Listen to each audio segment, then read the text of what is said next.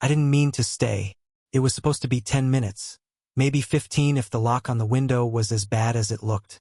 But the moment she opened the door, I forgot about the tools in my hand. She wasn't what I expected. Not at all. There was something careful in the way she stood, like every movement had been rehearsed years ago, and she never forgot the steps. Her hair was pulled back, but a few strands escaped near her cheek, and she didn't bother to fix them. She just watched me, her hand resting on the frame, eyes sharper than her voice when she finally said, "You're early." I shrugged, pretending to check my toolbox. Guess I was curious what kind of window gives up before winter. She smiled, the kind that doesn't reach the eyes right away. It's old. Like most things here. That was how it started. Small talk in a too-quiet house that smelled faintly of cedar and coffee gone cold. The kind of quiet where you can hear your own breathing, and hers too if you stand close enough. She led me down the hallway to the living room, the floorboards creaking in time with our steps. The window sat half open, crooked in its frame, curtain pulled aside as if it had been waiting for someone to notice. I knelt to look at it, but I could feel her behind me. Close enough that I caught the scent of her lotion, something soft and expensive. Vanilla, maybe, something warm. You can tell it's been like that for years, I said, trying not to sound as distracted as I felt. I stopped noticing, she said. Or maybe I just stopped caring. I turned then. Her eyes were on me, but her face didn't move. Just her fingers, brushing the edge of the table, slow and deliberate. There was a kind of stillness in her, the kind that feels heavy even when no one's speaking. You don't seem like the type who stops caring, I said before I could stop myself. That got her attention. She tilted her head, amused and tired all at once. You don't know me well enough to say that. Maybe not, I said. But I notice things. The corner of her mouth lifted. Do you now? Her voice had that edge, calm but testing, like she wanted to see what I'd do with it. I didn't answer. I just went back to the window, fixing what I could, filling the silence between us with the sound of metal and wood. Still, her reflection lingered faintly in the glass, the shape of her shoulder, the curve of her neck. When I finished, I turned, and she was closer than before. She held out a mug of coffee, her thumb brushing mine as she passed it. The touch was quick, almost nothing, but my hand stayed warm long after. Thank you, she said. Her tone was polite, but something underneath it trembled. Any time, I replied, came out too soft. She looked at me for a long moment, long enough for the air to shift, long enough for me to forget why I was even there. Then she broke it with a small laugh, stepping back. You should go before it gets dark, she said. It's a long drive. I nodded, but neither of us moved. The silence stretched, not awkward, not yet, just suspended. The window behind me was fixed, but something else had cracked open in its place. Then, from somewhere down the hall, a door opened. A woman's voice called out sharply, "Who's here?" The older woman's face changed, the softness gone in an instant. She set her mug down, straightened her blouse, and whispered, barely loud enough for me to hear, "Don't say anything." She didn't say another word while her mother's voice echoed from the hall. Just stood there, perfectly still, until the footsteps retreated and the door clicked shut again. Then she exhaled, slow and shaky, like she'd been holding her breath the whole time. She doesn't like people in the house, she said finally. I noticed. That earned a small laugh, one that didn't quite land. She rubbed her arms as if the air had turned cold, even though it hadn't. I should have packed up and gone. But I didn't. Maybe it was curiosity. Maybe something else. I can finish sealing the frame tomorrow, I said, pretending to check my notes. She looked at me like she could see straight through that excuse. It's fine. You've done enough. The words were polite, but the tone wasn't. It had a layer, something between dismissal and invitation. We ended up in the kitchen somehow. She poured another cup of coffee and handed me one without asking. The silence wasn't as clean as before.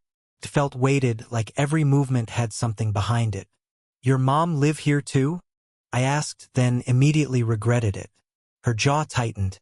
She needs someone around. After my father passed. She didn't handle the quiet well. She stirred her coffee even though she hadn't added sugar. I stayed to help. Then I just stayed. Her voice trailed off, and for a second, she looked younger. Or maybe just tired. The kind of tired that doesn't go away after sleep. You ever think about leaving? I asked. She met my eyes and I could tell she wanted to say yes. But instead, she smiled, that same measured, graceful smile. People like me don't leave. We just rearrange the furniture. It made me want to ask more. But I didn't. I watched her instead. How she leaned against the counter. How her fingers traced the rim of her mug. How the light caught the faint lines around her eyes. I knew I shouldn't notice those things. But once you do, you can't stop. Later, when I stood to leave, she followed me to the door. The house was quiet again, but the kind of quiet that hums under your skin. She reached to take the mug from me, and our hands brushed, just like before. Except this time, she didn't pull back right away. Her hand lingered, her thumb grazing the back of mine. A small, careful movement that said more than words ever could. Neither of us looked up. The air between us thickened, heavy with all the things we shouldn't be thinking. When she finally did pull away, she said softly, "You're too young to understand." Maybe she meant it as a warning. But her voice caught halfway through, and the tremor in it told another story. I wanted to say something, anything, but all that came out was, "You'd be surprised." That made her look at me, really look, long enough for the quiet to stretch and bend, long enough for something unspoken to settle between us. She stepped back, half smiling, half afraid. "Tomorrow, then," she said. And this time, she didn't tell me to leave. I came back the next afternoon, though she hadn't really asked me to. Said I needed to check the sealant. But even I didn't believe that. She was in the garden when I arrived, trimming what little had survived the frost. The air smelled like damp earth and rosemary, and her hands were dirty, gloved halfway. When she looked up and saw me, she froze. Not startled, just caught off guard. Like she'd been thinking about something she didn't want anyone to see. "I thought you were done," she said, brushing dirt from her knees. "I was. Just wanted to make sure it holds." "You don't usually get this invested in windows, do you?" "Only the difficult ones." That made her laugh. A real one this time, short and surprised. She shook her head and walked past me toward the porch, muttering something about young men and their excuses. But she didn't tell me to go. Inside, the house was cooler. The faint hum of the refrigerator filled the silence. She offered water, I declined, and we ended up standing too close beside the half-fixed window again. The air between us felt tighter than before. I could feel the warmth coming off her skin, see the small rise of her collarbone as she breathed. "You shouldn't keep coming here," she said quietly. "I know." She looked at me then, like she wanted to say something more, but didn't trust herself to. Her eyes lingered, and for a second, I thought she might close the distance. But then a phone buzzed on the counter. Sharp, jarring, slicing through the quiet. Her hand shot out faster than mine, grabbing the phone before I could see the name. She didn't answer, just silenced it and turned it face down.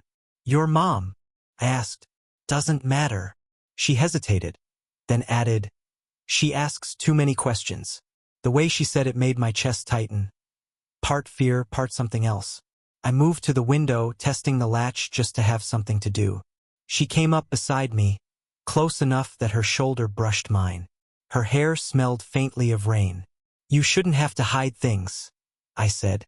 "You say that like you've never had to." I didn't answer.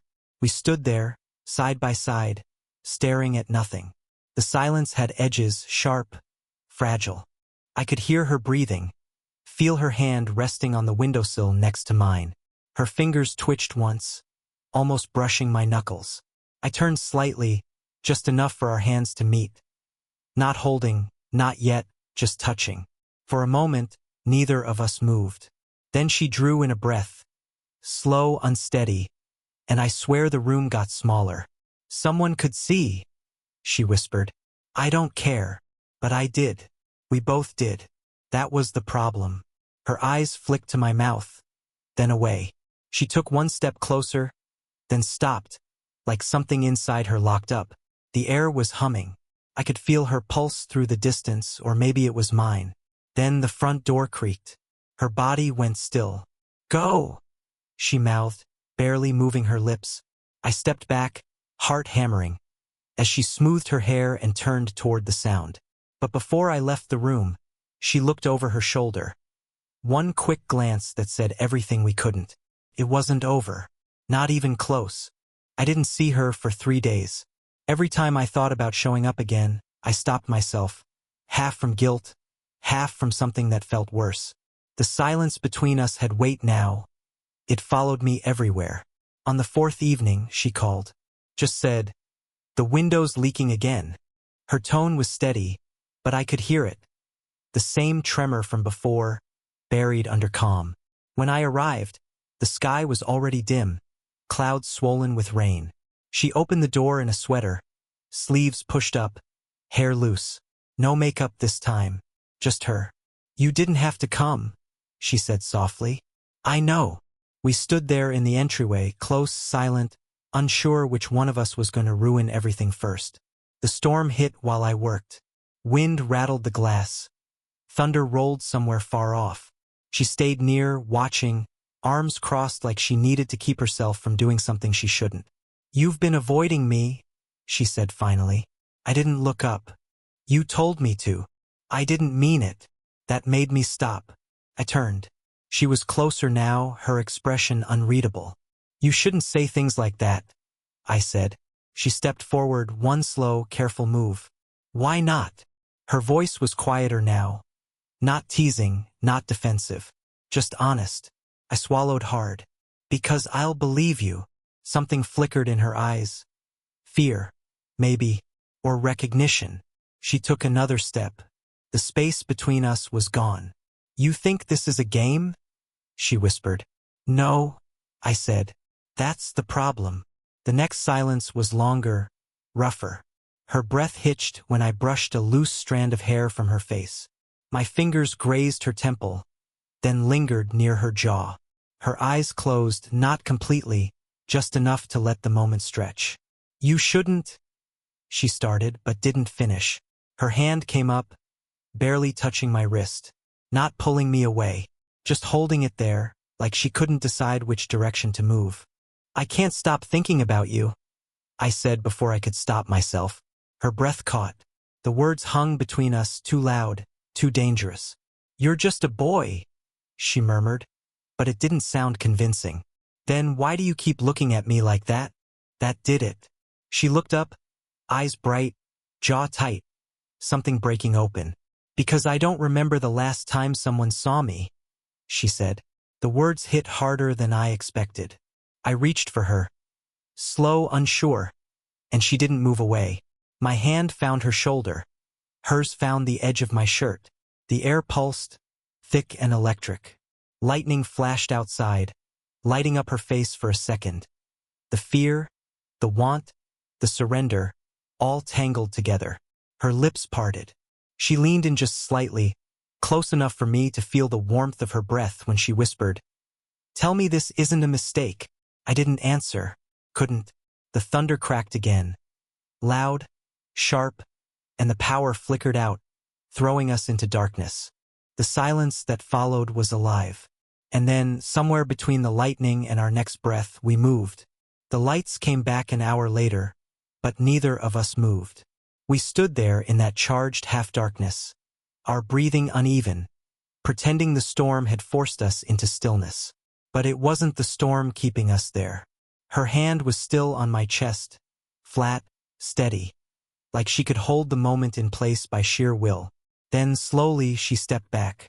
"I shouldn't have called you," she said. "Then why did you?" She didn't answer, just turned away, her voice low. "You wouldn't understand." I didn't push, not at first. But when I packed up my tools, I noticed her phone on the counter again. Screen lit, a message open. The name above it made me freeze. It wasn't her mother. It was Mark. The message was short. "He's there again? Don't do this to yourself." She caught me looking. The shift in her face was instant, color draining, jaw tight. "Don't," she said sharply. snatching the phone. "Who's Mark?" She didn't respond, just locked the screen and held it against her chest. "He doesn't matter. Seems like he does." Her shoulders tensed. "He's my son's friend." The words hit like a dropped glass. For a second, I couldn't even form a thought. "Your son," I managed. "You never said." "I know."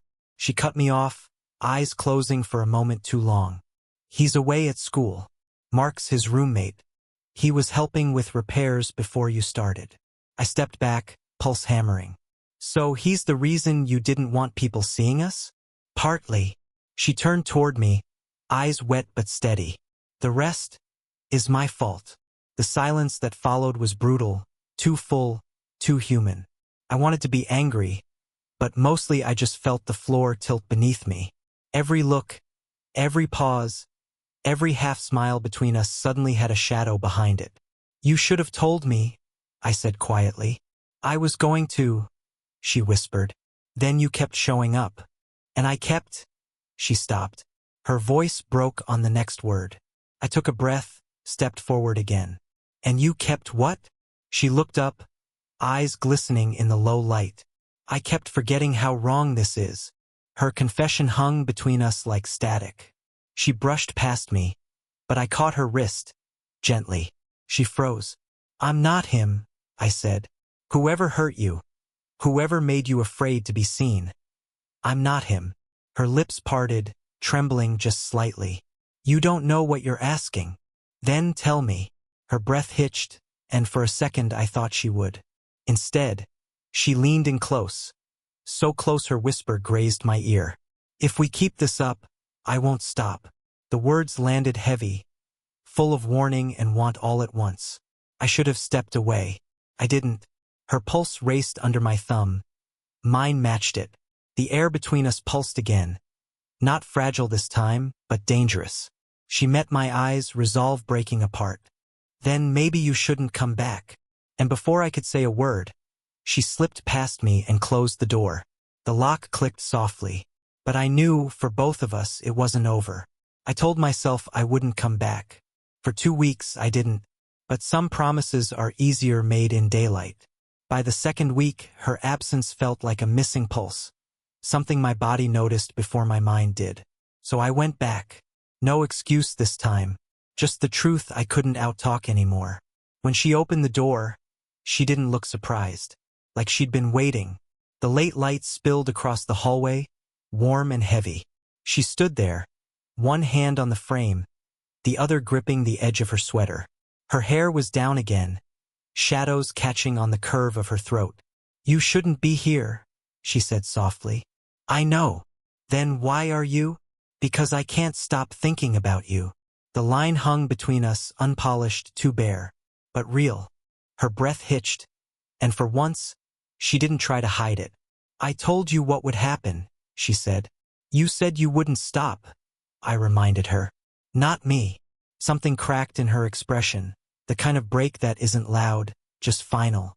She stepped aside, silent invitation. The house was dim. No sound but the hum of the fridge and the soft click of rain starting again outside. She led me to the same room, the window that started all this. The one I'd fixed. It was open again. Wind pressed the curtain inward, cool against our faces. "You didn't come back for the window," she said.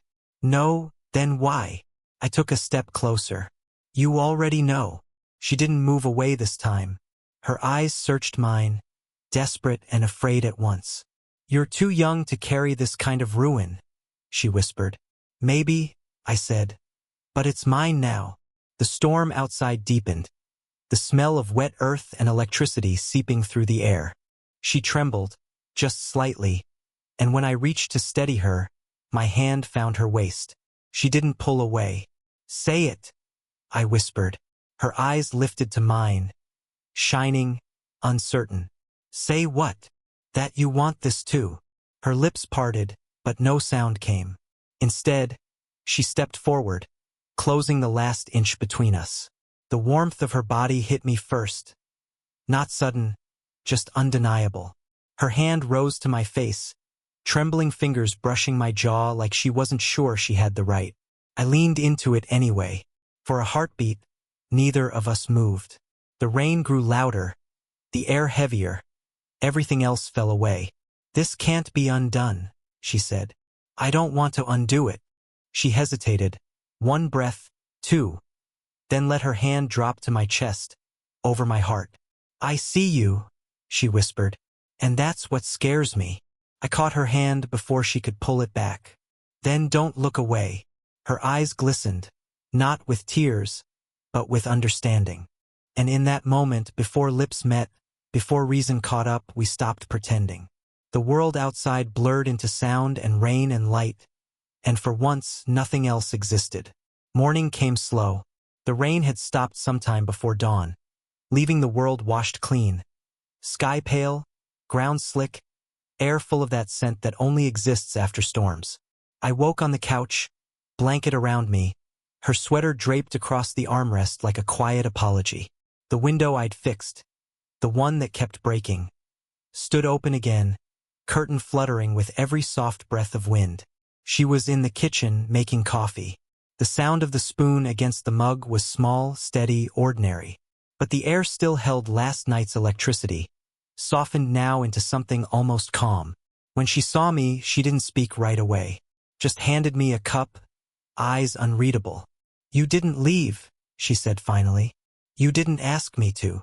That earned a faint smile, tired, real. We sat across from each other at the table, the morning light cutting between us. Her hand rested near mine, not quite touching. I could see the indecision still there, all the things we hadn't named yet.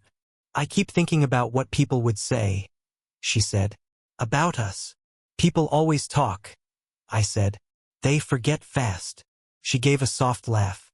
"You sound sure of that." "I'm not. But I don't care anymore." Her eyes lifted, meeting mine. "You will someday." I shook my head. "Maybe. But that's not today." There was a long pause, one of those silences that didn't need filling. Just breathing, coffee cooling, hearts slowing down. "I was scared," she said after a while. "Not of you, of what it meant to want something again."